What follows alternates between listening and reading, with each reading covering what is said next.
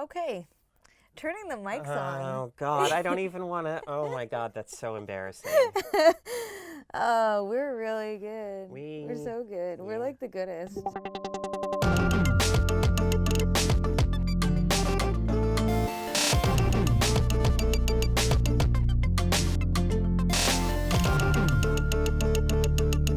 Hello, and welcome to the penultimate Halt and Catch Fire recap FREQCast. Anita, we only have one more of these to go after this. Is that what penultimate means? Yeah, second to last. It means second to last. I love that there's a word for second to last. Yeah. Yes. Yeah, good. It's not a word I have occasion to use very often, so I figure slip it in there. Good. Yeah. Yeah. You use those SAT words right. that you studied for. Yeah. Yeah, remember how last week we didn't even do an intro because we were so emotional? So emotional. We were just still, I mean, in shock almost from Gordon's sudden passing. Yeah. And Yeah. I mean, this episode, I felt like, before we started recording, you kind of described it as brutal, which I agree, but I also found it in a way cathartic. It's an episode that is a very intimate episode. It almost entirely takes place in this one house where all the characters have come together, and I felt like a function this episode served is both letting the characters kind of try to start the process of grieving and processing the loss of Gordon, and also for us as the audience members to do that as well. Absolutely. Yeah. I think I cried a lot in this episode, but I also laughed, and they did this really masterful job of like, when you're in these intense, emotional, trying times, like having a little bit of levity is always these these magnificent moments of like, oh my God, we're still human and we're still here. Yeah. And I think that they did the balance really well. I agree. I think they dealt with that tension really well, and how we feel tension of like, why are we laughing? Yeah. In that scene which we'll get to, but the scene with Joanie and oh God, what am I talking about? In the scene with Joe and Haley, when they're like laughing hysterically, and then it just cuts to both of them being totally like horrified again, and the close-ups on Joe's face. Yeah. But let's step back a little bit before we really get into that, because I want to talk for a minute about how this episode starts. Yeah. Because I thought the very first scene of this episode served, to me, an important purpose, which is reminding me of who Gordon kind of used to be, because I haven't seen season 1 of this series in years, right? And I've kind of forgotten, actually, or I had kind of forgotten that Gordon actually used to be like, he could be a real jerk sometimes, and sure, he was under so much pressure all the time, but we see the scene, it's very early, Joanie's just been born, it's years before even the first season, it's like 1976, and Gordon's not doing his fair share of like the parenting, the caretaking for Joanie, and he just kind of storms out of the house at a certain point, which is really an awful thing to do in that moment. Yeah, I love that this was an opportunity to acknowledge gender divisions of labor. Yeah. And how she was like, Gordon he was being such a dick. Like, he was being so dismissive of her wanting to have work and creativity and things that are meaningful outside of her children. Right. And he was like, what, you want to just go play golf with your mom's friends? And like, that whole you can imagine that exchange happening today. Like, right. The gender, of course, that happens in so many relationships. Yeah. But I thought it was a really effective reminder because of who Gordon was in the final few episodes, or really this season, how, no human being ever kind of figures out life. Like, nobody ever completely figures it out. But I felt like more so than most characters on the show, he had gotten to a place where he was comfortable in his skin. He knew how to like communicate and be open and, be there for the people that he loved. I think his relationship with Katie really kind of demonstrated that, how he was so, as you and I talked about on an earlier podcast, how he was so kind of open with her about his, his condition, and sharing with her like how he was feeling at any given time. And I feel like the other characters on the show still have a ways to go before they kind of reach that point almost where Gordon was in the final stages of his life. And I think partially it was, again, the perspective that his illness brought him to that place where he was like, I just want to live in the moment, and he understood that kind of being there for and with each other was really important to him. Yeah, oh, absolutely. I think you're absolutely right that this episode was an opportunity for us to grieve collectively. And I think that they did a really interesting job of showing different grief patterns and different ways of dealing. Yeah. And the tension between everybody trying to deal with it differently. Yeah. And so you walk in, you watch Donna and her kids walk into the house, and Donna's like, logistics. Yep. And everyone's like, okay, I guess we have to do this. We don't know how long ago it was, but there's hints that like the funeral had already happened because you saw the big printout of his face in a poster board. And then Kam and Joe walks in and they say, the service was lovely. Right. Which, like, it's smart to not show the service, but part of me was like, oh, it would have happened in all of that time, right? Like, I really wanted to be there for all of that. And I mean, I think there's that moment early on when Joe and Kam arrive.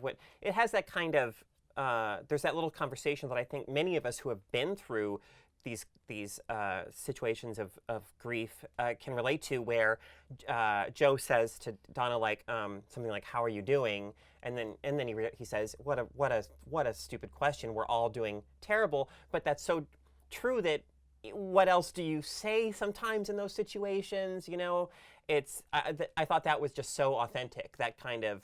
Because, I mean, I feel like I've had those conversations before myself, right? Absolutely. We all know that it's a useless thing to say. And I loved that they actually had that conversation later, which we can get into. Yeah.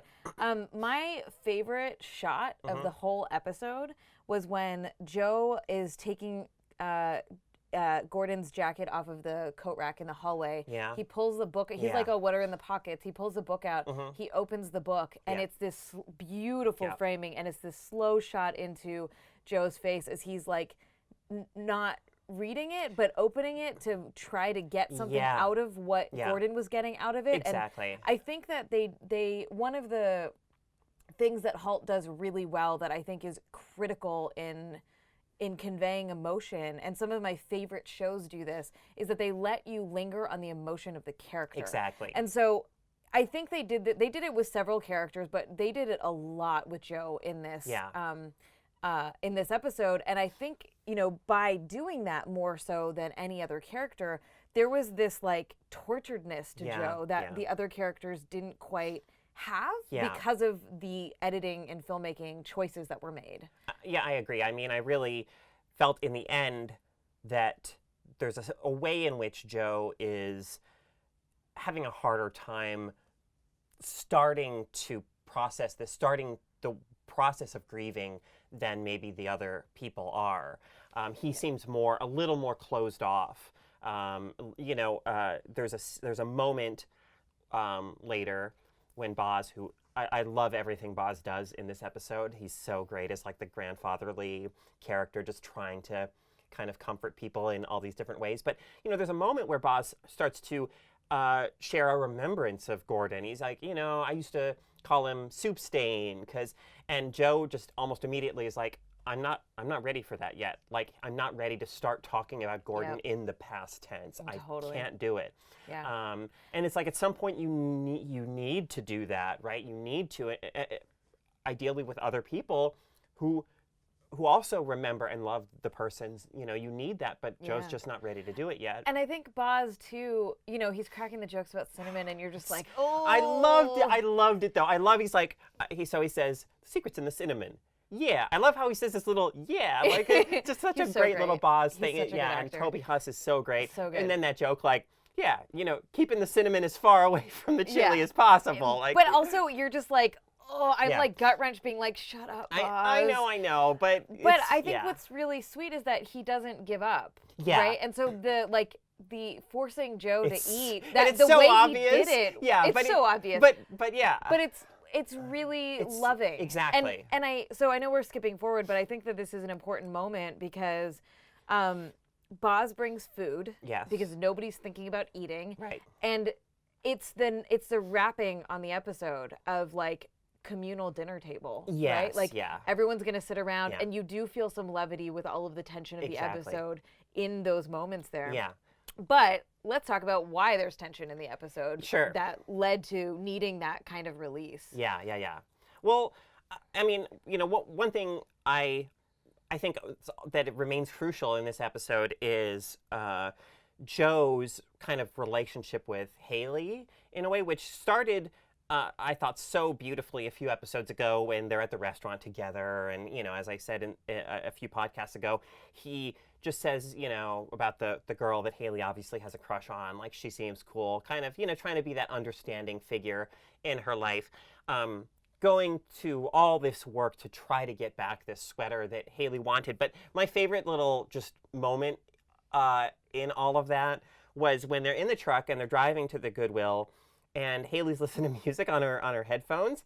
And, so this is like the era of grunge, right? It's like 1994. I mean, so Joe is like, you can put it on the stereo. And, she's like, you won't like it. He's like, I'm not that old. And, I think we're all expecting. Yeah, like, it's going to be like Bikini Kill or something. Yeah, right? exactly. And it's like this Munchkin music or something. Yeah, it's like Chipmunks or something. I mean, so Joe, just that look, it's like that is not what he was expecting at all. I was really surprised about that creative choice with his look, because it's like, as soon as you hear it, you immediately know that this is clearly something that reminds Haley of her father. But Joe looks puzzled. Yeah. And so that was weird. That was a little jarring to me, because I was like, of course you'd be shocked. Yeah. But then I feel like you'd settle into like, oh, I get it. And Joe just looked like the fuck the whole time, right? So that was interesting. Yeah. That was a really nice setup. Yeah. Oh, for sure.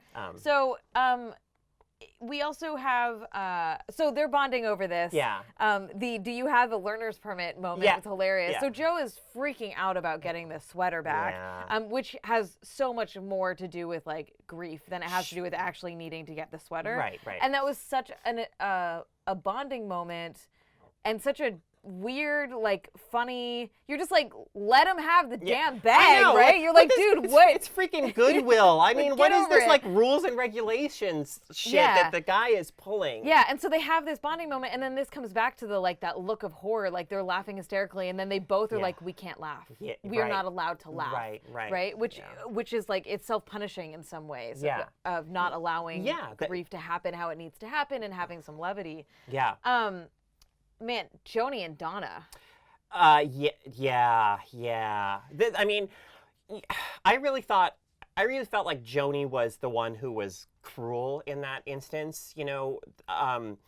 When she said, well, then it's good that he's not here to see this. Like, I really felt like she was the one who kind of crossed the line and said something kind of messed up. I think they both did. Okay. And I feel like these are the things that I think are so special, is that, like, I can see that entire thing playing out exactly like that. Like, this seems like a very real thing that happens, right? Where you're both grieving, and you have a rebellious hormonal teenager that's like pissed off, and you have like Donna is barely holding it together, right? Like, she's just, I have to be responsible for everything. I have to take care of these kids. I just lost this person that I have this complicated relationship with, but I ultimately really love and care about. And so, like, I totally get from her perspective why she would say to Joanie. So Joanie didn't put in applications, her college applications, and she said, "Your father would be so disappointed," and like that was cruel. It was and awful to say. Like, it was the most awful thing that she possibly could have said. But it also, you're like how do I get through to you about how horrible you're being and why you doing this was so bad? And then from Joanie's perspective. She's just like, man, fuck you. Like, how dare you use my dead father against me in this way? So both of them, I think, were just like lashing out at each other. I was really bummed to not see Donna apologize to Joanie. I wanted to see that moment of, I can do this. And I can take ownership of this and treat my daughter like an adult and like a living, breathing human that's grieving as well. So, that was just a bummer for me. Yeah, absolutely. But that tension between Joanie and Donna did allow for a chance for Kam to go in there and try to kind of, Kam's a little more kind of a fuck up, kind of, she's 33, but she kind of, she still has that teenager quality to her. So maybe she can communicate with Joanie a little bit more like on Joanie's level. Yeah. And they had, that great conversation where that was that line again. I wrote it down because it's so good. They're talking about like, Kam is like, you're being kind of a dick, and Joanie's like, yeah, blah blah blah, and Kam is like, I know because I'm Queen Big Dick. And they're both like, maybe phrasing. Yeah. Because then a moment later, Kam says, okay, that sounded weird. Yeah. And it was really lovely that they were able to do that, and this reminds us that it takes a village to raise, like, this is a family unit. And, like, it's not, I think that there was discussion and there was subtle, like, subtext around who is grieving the most, right? And so, like, the idea is that maybe, like, the kids would be, or Donna is, that Joe and Kam don't have as much right to grieve as much as they do. Right. And then Katie, right? Yeah, exactly. And so I think that ultimately, I think the message was this loss is humongous and it is enormous to everyone, and it's equally distributed horrible. Yeah. Except maybe the kids. I think that's the hardest on the kids. But I think that was really important. And watching everyone bond in these little units of like, where do I feel the safest at this moment? Where can I intervene? How can I take care in this way? I think was powerful. It was, and you mentioned Katie. I actually felt, in a way, I felt sorry for Katie in this situation because at the end of this, as you mentioned, we have that kind of lovely shot of everyone around the dinner table. They are this kind of ad hoc family that finally has maybe started to put some of the things that have kept them apart aside and come together in this horrible time. But Katie, her into all of this, right, was Gordon, right? That was her real connection. And so she doesn't have a place in that kind of family, or at least she doesn't feel like she does. And I mean, it was especially sad that, because Katie and Haley got along so well in the episode where they're building the rockets and everything. And in this, I mean, Haley just kind of waves goodbye. Katie's in her car and she drives off. And there's another shot that I thought was just so beautiful in its structure and in composition was Joe is still in the pickup truck. And there's the side view mirror next to him, and you just see Katie's white Volkswagen get smaller and smaller in the mirror. Absolutely. Oh, the other shot that I really liked the way they did was when Boz walks back into the kitchen, they do not shallow depth field. They do a shot where Boz is in focus and you see Joe slowly eating, like taking another bite. Yeah. And it's so blurred out that it was just, that's obviously the focus, but the focus is really on Boz being like, I did it. Yeah. I got him to eat a thing. Yeah. There's so many gorgeous shots in this episode. There really are. I wanted Katie to be a part of the family. I did too. I wanted her to stick around. I did too. Watching her and Donna was hard because like Katie needs to grieve and she needs to process, and she's about to go off to Seattle with people who've never met Gordon and don't know Gordon. And like when she's talking about being jealous of Donna, I don't think it wasn't meant to make Donna feel bad. It was just like, I have so much, I want to connect with you, but like I wanted Donna to be like, it's okay, we can talk about this a little bit. And I thought there was an interesting sort of duality to that kind of, not jealousy, but the way that they each are kind of aware that the other had a different experience with Gordon, because they're early on when they're all packing things up and the So Far Away by Dire Straits is playing on the soundtrack, which is such a lovely song choice.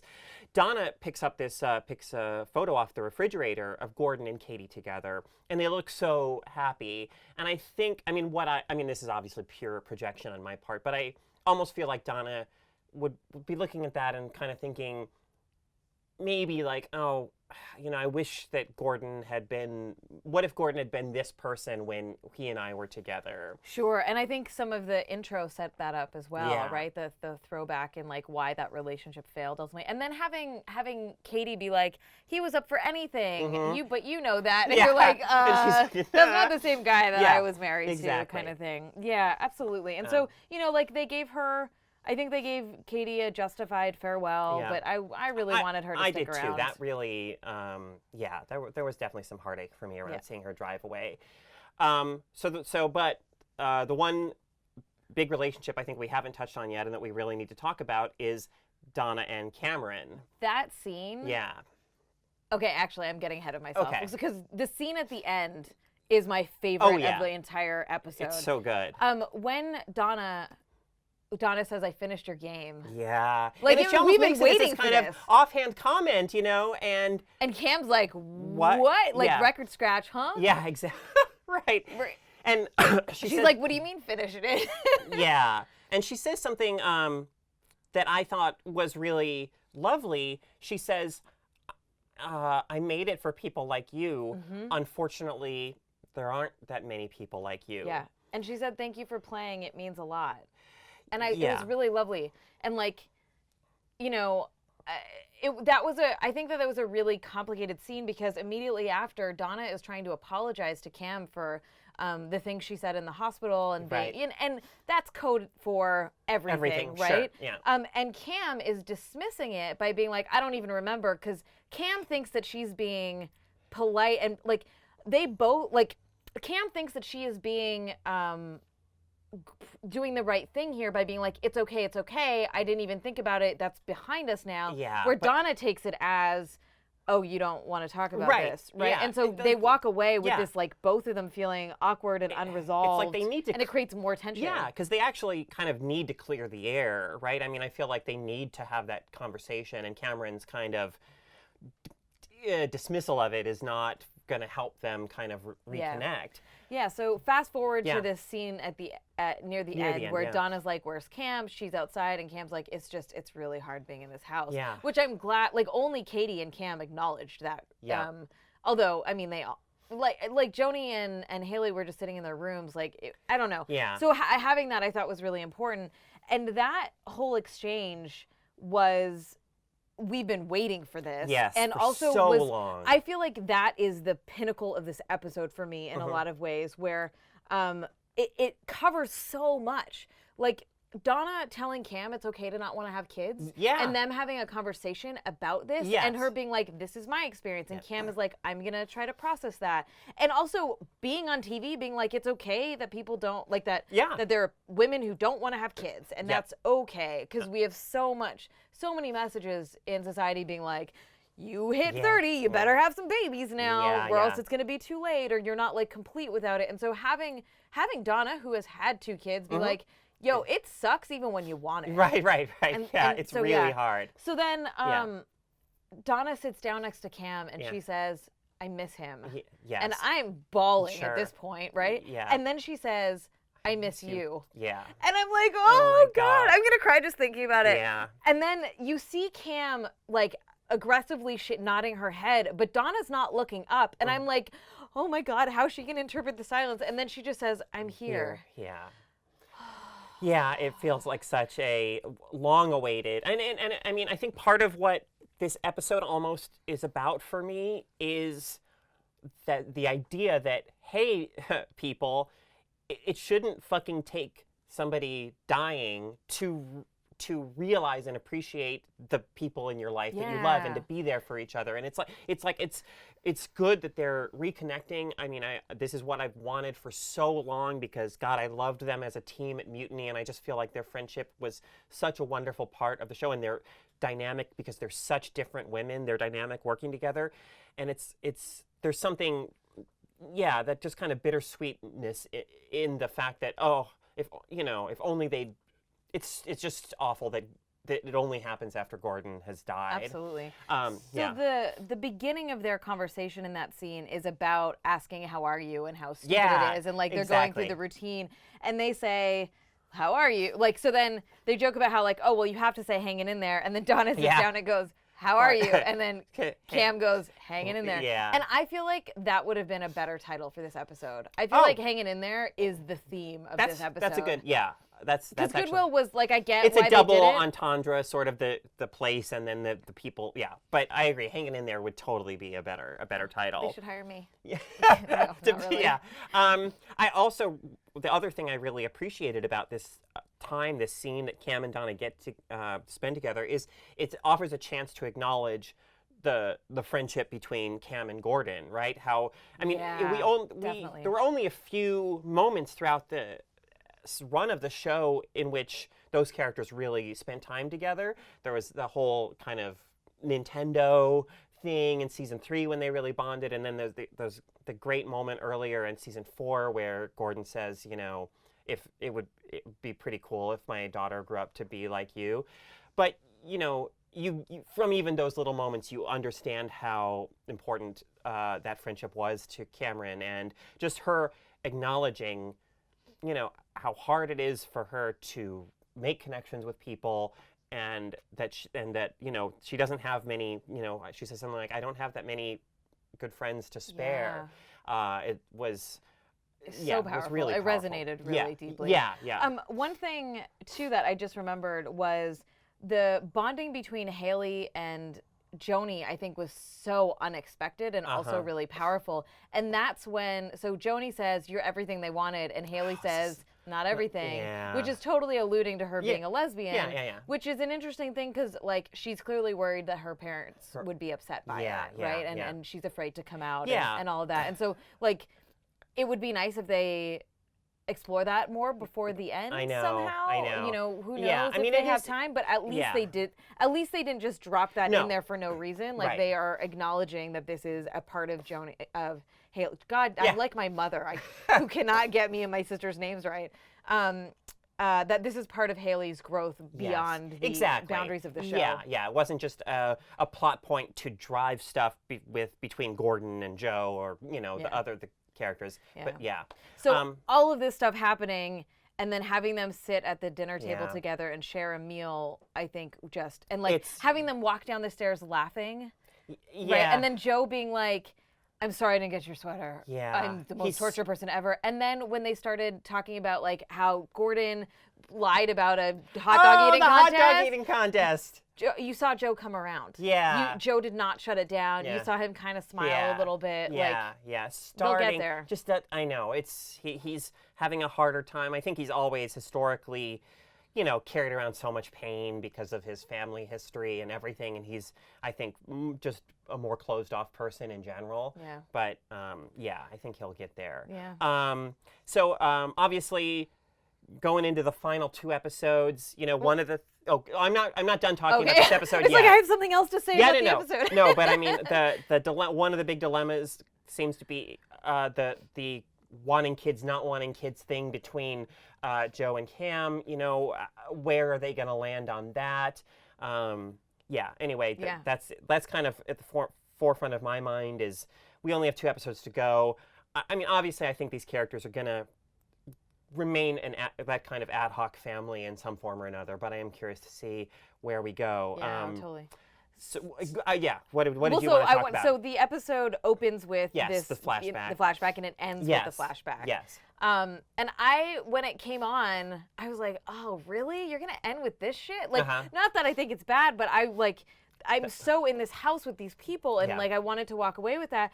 And then you see, like, Gordon's gone. Like, he just fucking left. He just got in the car, drove down the road. Yep. And then you see him, like, dive into the water, and I'm like, what are they doing here? Like, we don't need to remember him being a dick. I'm like, what's going on? And then he comes back, and you have this scene where Donna says, don't you ever do that to me again. And then cut. Well, he says, I won't. And I guess, I mean, what I took from that is the idea that a lot of people voice when we lose someone we love, that in some sense they will always live on with us and through us in our memories and things like that. That in a way, Gordon Gordon is gone, but he's not gone because of how much these people love him. Sure. Or that he did leave.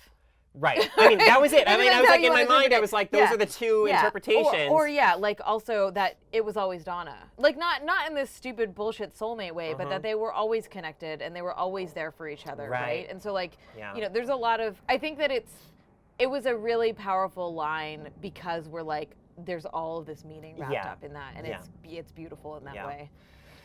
What an incredible episode. Yeah, I can't believe it's almost done. I know, it's hard to, I mean, I don't even know what I want really from the next 2 episodes. It's hard to even speculate at this point about what are they going to do, what note are they going to leave us with in that 2-hour I think finale. they've done such a phenomenal job this season. Yeah. There's only one episode that we thought was bad. That I trust. Yeah. Like I trust Oh, them. me too. That like I think that I'm not even really, I'm trying not to think too much about what it could be, and because I'm really curious to see what they do, and I trust that they'll do it well and with like a lot of care. And they know these characters, they care about these characters, they you know, there will be a what happens to Comet, you know, like kind of bit, which I'm curious what they do there as well.